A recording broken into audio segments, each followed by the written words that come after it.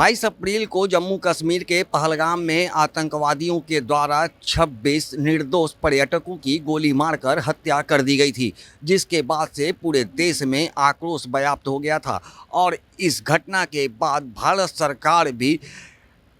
अब आतंकवादियों के खिलाफ कार्रवाई की बात की थी और उसके ठीक 15 दिनों के बाद आतंकवादियों के कई ठिकानों पर भारतीय सेना के द्वारा हमला करके लगभग 100 से अधिक आतंकवादियों को मौत के घाट उतार दिया था। इस घटना के बाद से पाकिस्तान भारत को लेकर के काफ़ी आक्रोशित नज़र आया और लगातार पाकिस्तान के द्वारा घटना के बाद बदला लेने की दृष्टि से लगातार भारत के कई राज्यों के कई प्रमुख जिलों पर ड्रोन व मिसाइल से हमले किए जा रहे थे, जिसका करारा जवाब भारतीय सेना के द्वारा निरंतर दिया जा रहा है। हालांकि अब पूरी तरह से भारत और पाकिस्तान के बीच युद्ध छिड़ चुका है। ऐसे में लगातार पाकिस्तान के द्वारा भारत पर किए जा रहे हमले को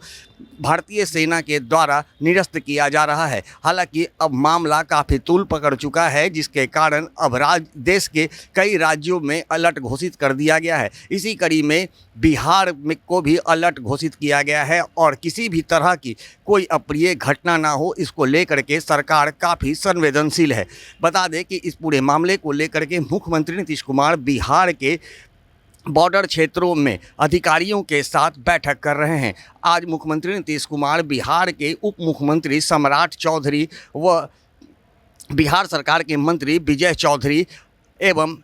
लेसी सिंह के साथ कई अधिकारियों को लेकर के पूर्णिया पहुंचे हैं और वहां पर संबंधित अधिकारियों के साथ बैठक कर रहे हैं। बता दें कि जिस तरह से भारत और पाकिस्तान में अब जंग छिड़ चुका है, वैसे में बिहार के कई इलाके भी बॉर्डर के क्षेत्र में आते हैं, जहां से नेपाल सहित कई देश के तार जुड़े हुए हैं। तो कहीं ना कहीं अब घुसपैठियों को रोक पर लगाम लगाने के लिए और किसी भी तरह की बिहार पे अप्रिय घटना ना हो, बिहार में कोई अप्रिय घटना ना हो, इसे लेकर के लोगों को सतर्क रहने का निर्देश मुख्यमंत्री नीतीश कुमार के द्वारा दिया जा रहा है। और इसी कड़ी में आज पूर्णिया में मुख्यमंत्री नीतीश कुमार एक बड़ी बैठक आयोजित कर रहे हैं और तमाम संबंधित अधिकारियों पदाधिकारियों को निर्देशित कर रहे हैं कि बॉर्डर की सुरक्षा को चाक चौकंद किया जाए और किसी भी तरह की अप्रिय घटना अगर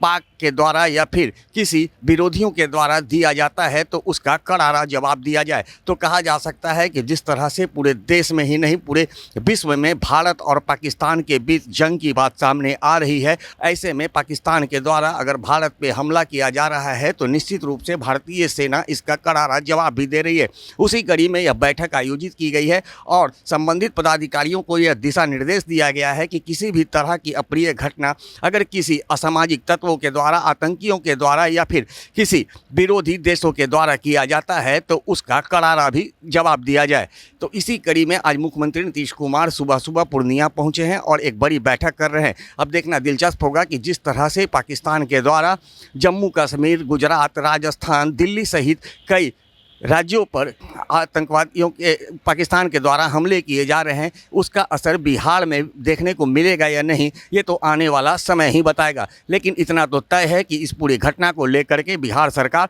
पूरी तरह से संवेदनशील है एवं संबंधित अधिकारियों को दिशा निर्देश देते नजर आ रहे हैं। ज्ञानेंद्र वर्मा, आर्यन खबर, पटना।